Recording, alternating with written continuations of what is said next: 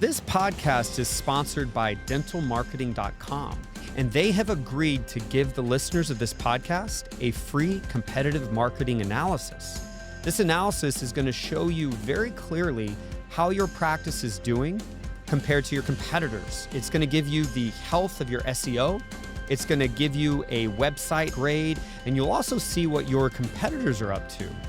This helps you know what ad strategy you should have today. How clean and effective is your marketing right now? Find out by getting this free and detailed analysis. Text the word marketing to 48659 and you will receive this competitive analysis from our sponsor, dentalmarketing.com. So wouldn't it be nice if we never lost that amazing associate we have working for us? Or wouldn't it be nice if we had some way to kind of connect the key team members of our organization to our long-term success, our long-term profit? Wouldn't it be nice if we could just retain great people and share our success with them in a way that just made sense? That's exactly what I'm going to be teaching you here on this episode of the Dental CEO Podcast.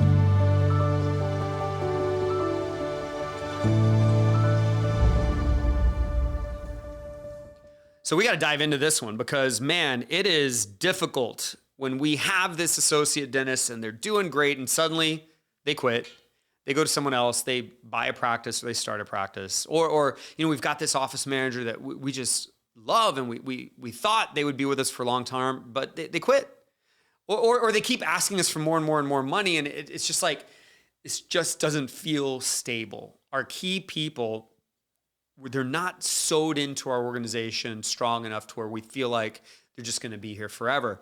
We can solve that, and we can solve that with a financial incentive that I want to teach, and I've done this myself in my companies. It has been very beneficial, not just for me, the owner of the company, but especially for some of the key people I've had in my organization. And this incentive is called profits interests. Profits interests. That is the official term for it by the IRS, profits interest, or you might know this layman's terms as phantom stock or as profit sharing, but it's called profits interest. So this is going to take a bunch of layers for me to explain this to you, and I'm sure even if you were familiar with profits interest, you are going to maybe see them in a different light once I'm done teaching about how I've used them. All right, so profits interest. This is like owning stock in a company, except you have no control or decision making. So if my associate dentist has profits interest, it's like they have stock in the company, phantom stock, but they don't have any decision making power.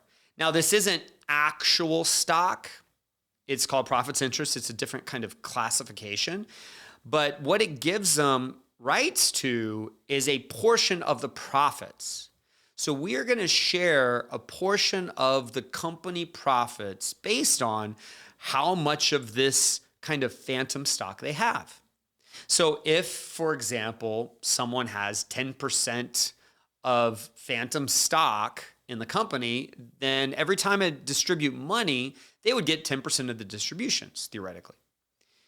Now, they don't control, they don't make any decisions. They didn't have to buy this stock, and I don't have to buy it off of them when they leave. So this is merely sharing profits with someone while they're in the company when we have profits, according to all of my decisions, the business owner. Now, let me go a little deeper, another layer to this. What we do is we kind of define a size of the pool that's going to hold the phantom stock or the profits interest. So we might say something like, never will the pool be more than 20% of my company. Okay, so I've got like this bucket that represents 20% of my company's profitability, basically, 20% of my company. Whether I have one person in that pool or 100 people in that pool, the pool is never bigger than 20% of my company.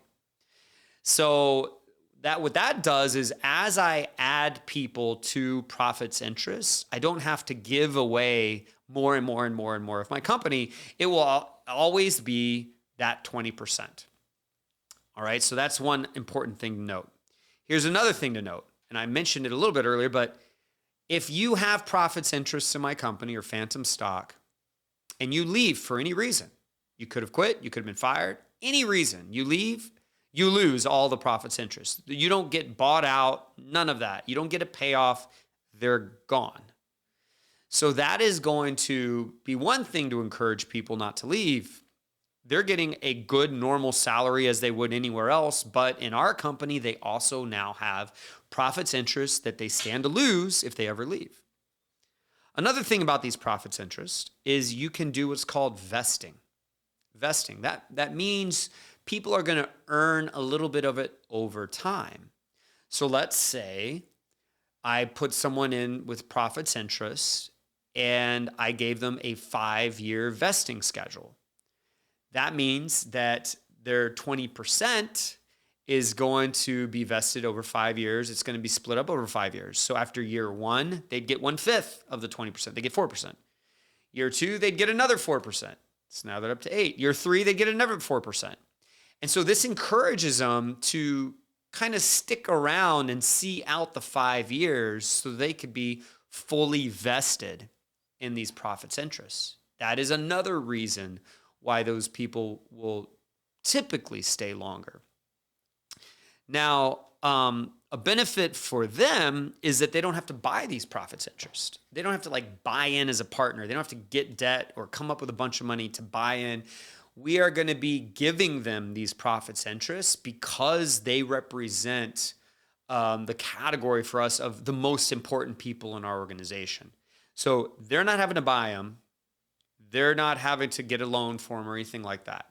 So we are putting them into this pool because they are the most important people. And again, this is a fixed pool. Well, what if I've got one person in the pool already and I add another person? Okay, well, then that second person dilutes the first.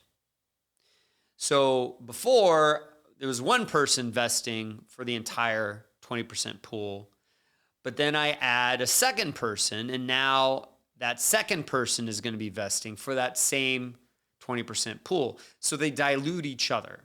It doesn't mean one person's losing because the pool is 20% of our practice, and as I add more people, our practice is getting bigger.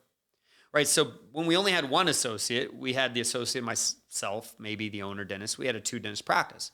Now we got a 3-dentist practice, or 4-dentist practice, or 5-dentist practice. The amount of profit is going up and up and up and up. And so therefore, that first dentist isn't shrinking in their distributions. They're getting diluted, but the organization's also expanding. And so that's important to understand. You can add as many people as you want as you grow to that pool. And again, it's never eating away at more than that limit that you set on that pool, 20% in this example. So those are kind of the attributes of a profits interest pool. Actually, one more thing I want to say. You can limit profits interest to just the distributions, or you could also legally set up a situation where they would get a payout if you ever sold the company as well. So you could have both or just one, depending on what your goals are. In my past, companies, for example, I had it set up to where they would get a portion of the sale as well. And so when I sold companies, they all got a check. And some of them got a really big, sizable check, a significant check. So you can set that up as well. They could either get just the profits or just the sale, or they can get both. So let's put this now in an example. Let's say I've got an associate dentist and man, they're really good. They're really good. They're better than average. Like if I ever lost them, I don't know if I could replace them. Not to that level. They produce enough that I don't know if I could find someone to produce that much. They're good enough to work with that I want them long term. They fall in that category of great to work with and they produce well.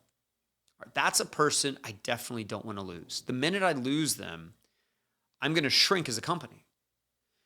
So I might as well give them a piece of the company because if they leave, I'll lose that piece anyway. You see what I'm saying?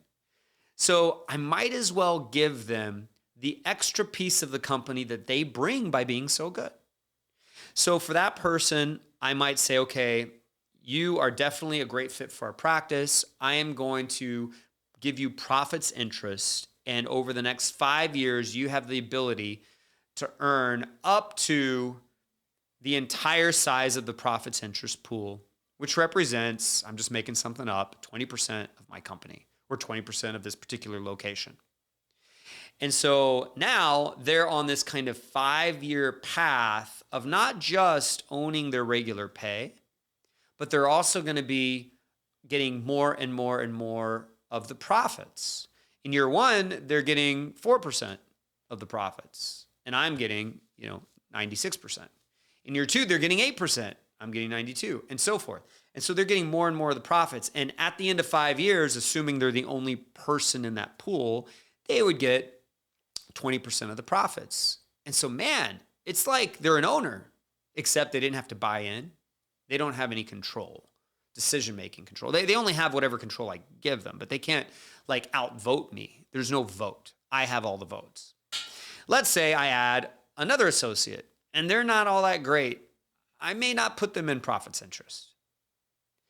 And then I add another associate, and I add another associate. We keep growing, and I might decide, you know what? I want all associates to have the ability to be in profits interest because I just want longevity of my dentist. So now I've shifted from I only want to give the best dentist profits interest to, you know what? I think I want to give all dentists profits interest. Dentists, they're the most important people in my organization. And by the way, not only do I want to give dentists, maybe every single office manager or a regional manager, I'll also put in that pool. And suddenly I could have different types of pools. I could have a pool for just one practice, or I might put a pool at the holding company level.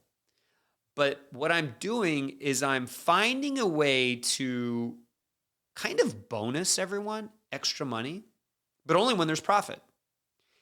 And I'm giving them a vesting schedule so that they will stay longer. Yet I still make all the decisions. I control everything. So this is a very smart kind of strategy in lieu of raising everyone's pay, because when you raise their pay, you have to pay more whether your business is making more money or not. I want them to make more money, but only when there's profit to afford it. So this aligns them with profit. It gives them a vesting schedule. It gives them something to lose if they were to ever leave, yet I haven't sold or lost control of my company. This can be a very big program in a big organization, or it could be very tiny, just you and that one important person. But either way, this is a really cool tool to use to get longevity of employment, to get alignment of profit, and to really compensate your people more when you can afford it and not when you can't afford it. And that is profits interest. The last company I had profits interest in, I had approximately 25 people in the pool. And, we were making distributions every quarter. So if I distributed $100, $20 was split up between the 25 people. So, make that real numbers. If I distributed, hundreds of thousands of dollars a quarter, then those hundreds of thousands were split between 25 people pro rata based on, how many profits interests they had. And this was a little more complex profits interest pool. I would issue larger profits interest to certain types of people and smaller profits interest to other positions. They were all in the pool, and that's a big amount of money to then share. And, that's when you financially incentivize people to stay for life in a way. I mean, I guess I'm being extreme when I say life, but you know what I mean. That creates the really long-term financial incentive. Of course, if I really want them to stay for a long time, I better treat them really well. Like from a personal standpoint, from a leadership standpoint, of course, I better have a way for them to grow and excel and climb in their career and feel like they're motivated and feel like they're benefiting from this journey. It's not just about money.